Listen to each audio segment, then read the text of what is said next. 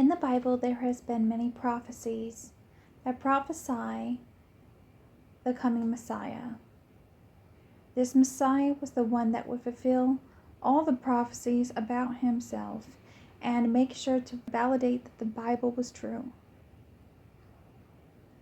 It is a large task because there are so many prophecies.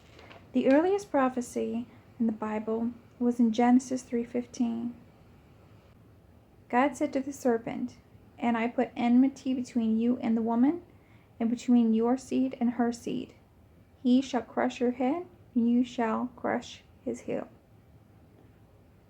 God prophesied a Savior that would thwart Satan's plan for man's destruction and totally crush him. Even though Satan would try, he could only get his heel. That Savior would officially heal all sins for mankind.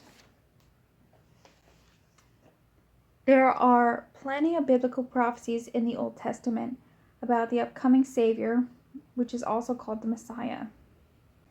I did research and found that the likelihood of these to be fulfilled by a single person, the person who would qualify as the Savior. The chairman of Pasadena College did a mathematical study of just 8 prophecies, just 8, of the Messiah Savior, and found that the probability and likelihood of each one being fulfilled by just one person. He concluded that for anyone to fulfill them was 1 in 10 to the 17th power. That's 1 with 17 zeros to 1. I have a list. I have probably at least 50 that I have found. Now, this gentleman, Alfred Edersheim, found even more, around 456 prophecies. Now, I have at least 50, but they found that the probability of 48 prophecies being fulfilled would be 1 in 10 to the 157th power. 10 to the 157th power is 1 googol times 1057. That number has no name because it absolutely never comes up and nobody ever has to work with it. It is more than the numbers of cubic centimeters or subatomic particles like electrons and neutrinos in the observable universe. This was on math.answers.com. Any person who minimizes or ignores the significance of the biblical signs concerning the Messiah is foolish. It is so precise and so accurate. Let me give you a list of the most easily recognizable prophecies. I have 12 of them. These are the most factual prophecies that I have found that can be easily tracked and determined if they are true. So let's start. Number 1, the Savior is a Jew. Number 2, he comes from the Jewish tribe Judah. Number 3, comes from the royal lineage of King David. Number 4, born in the city of Bethlehem. Number 5, lived sometime in his life in Egypt.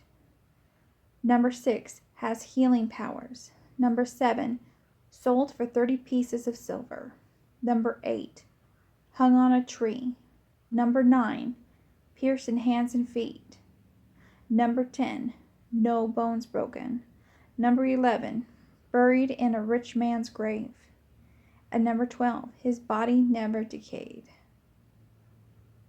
All these were fulfilled by Jesus. The interesting thing is that when he was a baby, his parents had to escape from Nazareth, so they escaped to Egypt. Jesus was a small child. He lived in Egypt.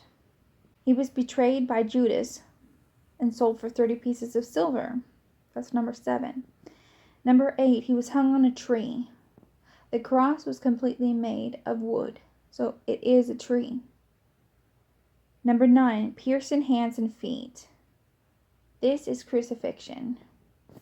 I want to tell you something interesting about this one. Crucifixion is known to us today because of Jesus, because of the Romans. Isaiah actually wrote this prophecy. Funny thing about it, Isaiah, approximately 740 to 700 BCE. So it didn't even exist at the time. So this prophecy didn't even make sense. He had no bones broken. Now, someone who doesn't understand crucifixion might not understand what that means. But what happened is people's bodies would hang from the cross, and they were nailed in their hands, which is like their wrist area. That was still considered your hand. They held there by the bones in the wrist. And it was also towards their ankles to hold it in place.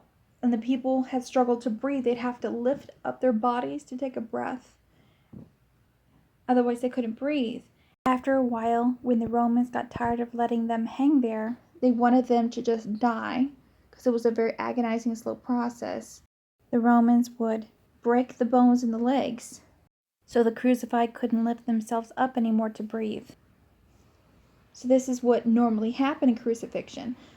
But surprisingly, Jesus died before this process. They had started to go around breaking the legs of the people that were hung on crosses next to him. But when they reached Jesus, he was already dead, which was unusual. He was also buried in a rich man's grave. Joseph of Arimathea came by and asked for Jesus' body after he died. And he was buried in his graves that he had made. And it never really seemed like Joseph of Arimathea and he even had conversation. He was actually a hidden worshiper of Jesus and felt like there had been injustice done to Jesus. So he asked for the body to give Jesus a proper burial to show him respect. In Matthew 27, we learn that Joseph of Arimathea was a rich man and that he did not join in the council's decision to crucify Jesus. One of the most interesting ones was his body did not decay.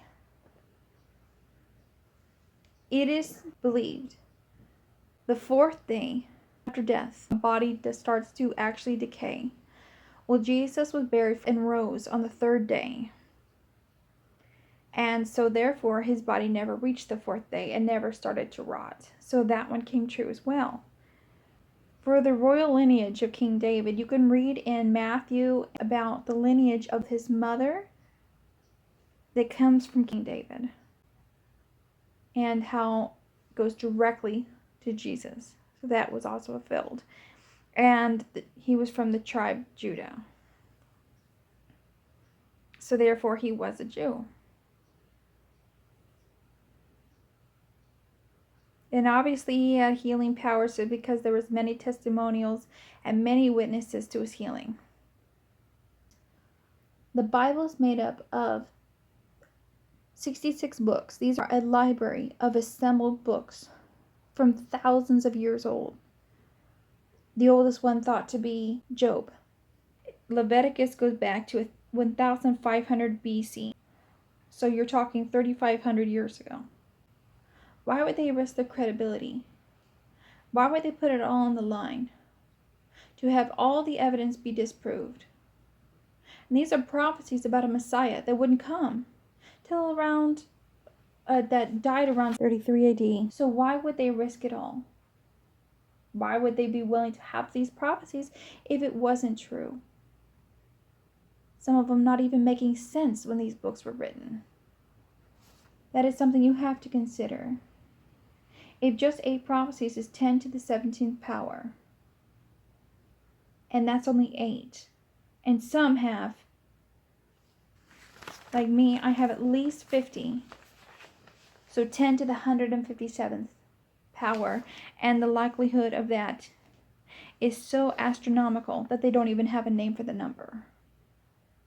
Then you can clearly see that this is truth. And if you're rejecting truth, you're rejecting your salvation by choosing to believe something else, choosing to believe a lie. Because if you don't look at facts, actual facts, you're rejecting what can actually save you. But that is to me amazing and astounding that there are so many prophecies written so long ago to create undisputable evidence. The absolute improbability of a person being able to fulfill all these, but yet Jesus did.